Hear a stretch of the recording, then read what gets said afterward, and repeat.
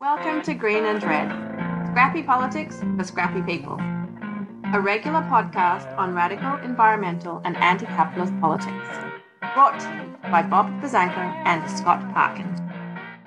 Welcome to the silky smooth sounds of the Green and Red podcast. I'm your co-host, Scott Parkin, in Berkeley, California today. Bob is out today, but we are, today we're going to be about a week and a half ago, we did a show talking about the tragic police murder in Atlanta of Tortuguita, a forest defender who had been fighting Cop City with lots of other people. And so we talked with Micah, an organizer in Atlanta, last week. Today, we're actually going to be joined by Alleen Brown, an environmental reporter who just put out a article in Grist called "Documents Show How 19 Cop City Activists Got Charged with Terrorism." Alleen is a return guest to the Green and Red podcast, where we've actually talked about the institutions of police and corporations, fighting fossil fuel activists, anti-fossil fuel activists are along line 3. And so we're going to actually talk about the new article. Alleen, welcome to the Green and Red podcast. Welcome back to the Green and Red podcast. Thanks so much for having me. Yeah, totally. Maybe we can just kick off. Your new piece discusses the Atlanta forest defenders being charged as domestic terrorists under, I believe, a 2017 Georgia law. Why don't you start off with just telling us about this law, this domestic terror law? Yeah, so in 2017, Georgia passed its kind of state-specific domestic terror law, really in response to all these mass shootings we've been seeing month in and month out. In particular, lawmakers cited the massacre in Charleston, South Carolina, where Dylann Roof, a white supremacist, shot and killed 9 Black churchgoers. So again, this was really in response to mass shootings carried out by a white supremacist in this case. The previous version of the law had defined domestic terrorism as including acts that lead to the death of 10 people. So that definition was expanded to include a range of property crimes. And at the time, a lot of civil liberties groups kind of spoke out against the law, stating that it would likely be used against marginalized groups, and especially against protesters and people expressing their First Amendment rights. So, fancy that. Yeah, fancy that. So, and something that's notable is that laws like the one in Georgia have been, or legislation like what passed in Georgia has been raised time and again as a way to cope with these mass shootings in a political era where gun laws are not moving. So there's a lot of reasons to pay attention to what's happening in Atlanta. Is this one of the ALEC template laws, the American Legislative Exchange Committee, whatever they are? I am not sure about that. That's a great question, though. Yeah. Okay. And where we've taken this from a domestic terror mass shooting as a domestic terror law, and they've expanded to property. It actually sounds like what a decade or two ago, the federal government had passed the Animal Enterprise Terror Act, which is also around property crimes. It's also at the time where they had said that groups like the Earth Liberation Front and the Animal Liberation Front were the top domestic terror threats in the country. I'm just wondering if you have any thoughts on the contrasting those. Yeah, for sure. I mean, I thought it was interesting. Like we have seen examples where environmental defenders are charged under terrorism laws in recent years. Most recently, Jessica Resnicek, who was charged for sabotaging the Dakota Access Pipeline. She saw a sentencing enhancement under federal law. In the mid 2000s too, we saw all these people kind of charged. Again, I believe it was under the terrorism enhancement, which comes down at sentencing, but really, this Green Scare where federal law enforcement was going after people associated with the Earth Liberation Front and Animal Liberation Front. Really a lot of federal domestic terror resources were put into going after those folks. But I don't know that we've seen kind of such a sweeping move by the state under terror legislation against environmental defenders in recent years. The closest I would think would be Green Scare in the mid 2000s. Yeah, we've had Daniel McGowan on a number of times, talking about that history. And then coming up to Georgia, you did a pretty thorough review of the arrest warrants and the arrest affidavits, and so I believe it's 19 at this point who have been charged with domestic terror in Georgia over the last month or two. And I want to kind of dig into this, but can you actually go into a little bit of some of the specifics that you found out about the people that were arrested and charged with domestic terrorism, particularly those who were named in the warrants? Yeah, definitely. So exactly as you said, December and January, 19 people arrested and charged with domestic terrorism.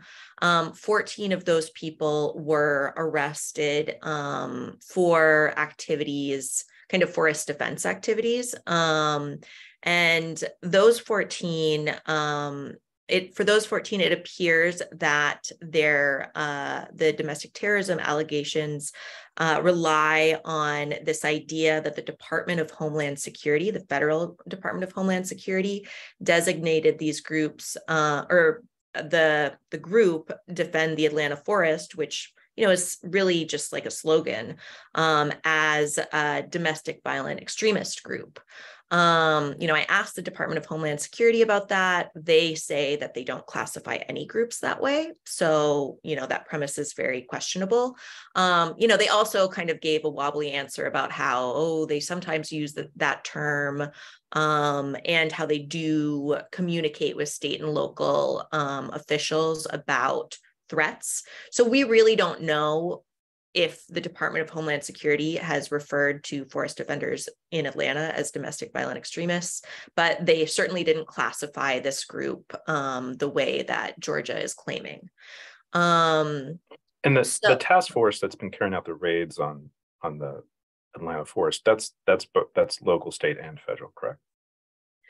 I believe so. It's local and state, and officials have been saying that federal agencies have been involved. I don't know if they're official members of the task force, but it's all three levels are involved in some way.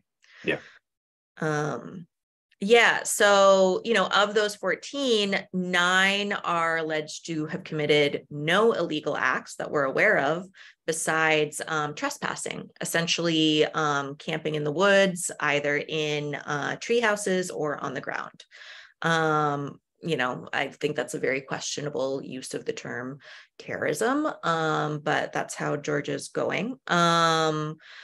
There's 3 people who are alleged to have thrown rocks at emergency workers. Again, I don't know. It's hard to imagine that as terrorism. And then there's a separate group of 6 people who were charged the Saturday following the killing of Tortuguita during street protests. They are alleged to have set a police car on fire and damaged the building of the Atlanta Police Foundation, which is kind of the primary organization funding the public safety training center known as Cop City. Of course, their arrest warrants and citations are ambiguous as to whether these individuals are actually known to have committed this property damage. They suggest that they may have just been in the crowd as those acts were committed. So, but again, either way, do we really imagine property crimes like this to be terrorism? Yeah, I mean, generally the arrest warrants, especially for the forest offenders, are wild to read because they say things like, this individual was sitting in a tree for 12 hours and refused to come down. Like, is that terrorism? They also have some notes not about complying with a police order. That sounds like a low-level crime to me. Right, exactly. A couple of them also note individuals' past activism, environmental activism, or in another case, affiliation with, I guess, prison abolitionist groups. So it was striking to me to see that in a warrant justifying terrorism charges. What is the official line of the state of Georgia when asked, like, people committing low-level crimes, like not complying with police officers, sitting in a tree for 12 hours, trespass, things like that, and then charging them with like domestic terrorism under this law? Do they have an official line that they responded with? I mean, they've sort of been like, well, the investigation's ongoing and, we don't, they say that there may be more charges, there may be fewer charges in the end. So, we haven't seen the end of this. We don't know exactly how it's going to turn out, but they have been very liberal about using the language of terrorism in describing what this movement has been doing, especially in describing forest defenders as terrorists. So even without these charges, that rhetoric has been used by not only law enforcement officials, but also the Georgia's governor, Ryan Kemp. And in your piece, you note that they list off a number of potential actions, crimes, whatever, like throwing rocks and being in possession of Molotov cocktails and things like that. But few, if any, of the 19 charged actually that applies to. Is that correct? Yeah, exactly. So in these arrest warrants, they describe why allegedly the DHS designated this group as a domestic violent extremist group. And the crimes include, or the alleged crimes include, throwing rocks, Molotov cocktails, I think shooting ball bearings at contractors, and some like property damage. But there's three warrants that describe individuals, again, throwing rocks at emergency workers. There's nothing else that that would have been included in that definition of defend the Atlanta forest as a domestic violent extremist group. And just the note, the Israelis call when Palestinian kids throw rocks at tanks terrorism as well. Just strange, interesting parallel there. Yeah, totally. And so, this has been a pretty effective campaign. They've delayed this project. From my understanding, they've only really done work on the project for like 2 or 3 days over the last year and a half or so because of this campaign being so effective. And and then there's also the campaign targeting contractors and offices in Charlotte and around the country, and there's like a huge wave of solidarity that's really flowing up right now. And so, in your estimation, what is the actual reason that they're using this law and going after forest offenders who are like relatively nonviolent? And if we can, like, there's a whole spectrum of violence and nonviolence that we can kind of get into, but these are mostly low-level crimes. Throwing rocks, it's not armed struggle by any means. And I'm just wondering, what in your estimation is the actual reason why the state is targeting these forest offenders? Yeah. So, I talked to one of the attorneys for who's going to be representing some forest offenders. And their analysis was that the point is not that these charges stick. The point is to discourage everyday Atlanta residents from joining the movement, the really like wide-ranging movement to stop Cop City. And it doesn't appear, it doesn't appear that these charges will stick unless they come up with more, because Georgia's law says that you have to commit a felony before this terrorism law can apply. And again, we have 9 people only charged with like misdemeanor trespass. So again, the idea is that, you know, by branding this whole movement or associating this whole movement with terrorism, it's kind of a repressive tactic that can help the project advance with less resistance. Yeah, it seems that the effectiveness of the campaign is the real sort of like what's really needling the state and the companies. And I'm sure that there's a lot of noise being made by the investors about why this is so delayed. I have one last question, which is kind of a big question. You've covered, protests at Standing Rock, and you've covered protests at Line 3 and like police repression and corporate security and things like that. How does what's going on in Atlanta sort of fit into that pattern?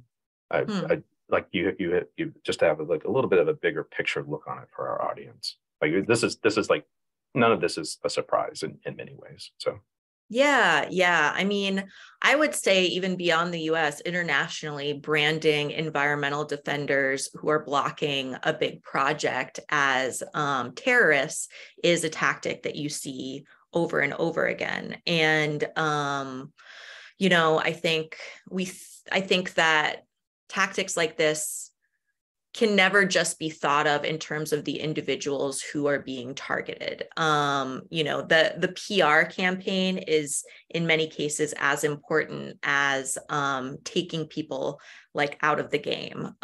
So I think it really comes down to telling the community that this group is a terrorist group, and thus suggesting that any of their demands are irrational and even criminal. So yeah, I think it fits with a set of tactics that we see over and over again. And just for the record, at Standing Rock and Line 3, we both saw the police state using the term terrorism to describe water protectors and people who were like resisting the Dakota Access Pipeline and Enbridge's Line 3. Yeah. I mean, never so consistently as this, I would say. I think this is another level, but yeah, that's true. And I guess I would also add that in a lot of other places, especially like Central America, for example, that labeling groups as terrorist groups is a tactic that sometimes ends in or kind of leads up to the assassination of land defenders. We haven't seen that happen in the US very much at all. I think this is the first. I don't think that anyone has come up with another example of an environmental defender being shot and killed by law enforcement yet in US history. Yeah, so I don't know. I think the idea of labeling groups terrorism as being kind of in a spectrum of tactics that includes assassination is important to consider. Totally. I did actually think of one. There's a person who was actually shot and killed by law enforcement who was fighting the Sable Trail pipeline a couple of years ago. Oh, wow. Okay. Interesting. Yeah. And then lots of indigenous comrades are like also like to talk about are correctly like pointing out that like lots of folks they work with have been like targeted, some killed too. So true. Yes. I think you're totally right about that. Mm-hmm. Yeah. Well, it's been good talking to you, and we'll put your Grist article into our show notes. Folks, we've been talking with Alleen Brown, a reporter publishing in Grist right now with a new article about the 19 folks who are charged with domestic terror in Atlanta and defending the Atlanta forest. If you like what you're hearing, you can check us out on Facebook, Instagram, and Twitter. If you want to subscribe to us on YouTube, hit that subscribe button. And then if you want to donate, go to greenredpodcast.org and hit the support button. And then And then check us out on Patreon at patreon.com/greenredpodcast. And everybody else, when you're not doing that, go out and make trouble and misbehave. And we'll talk to you all again soon.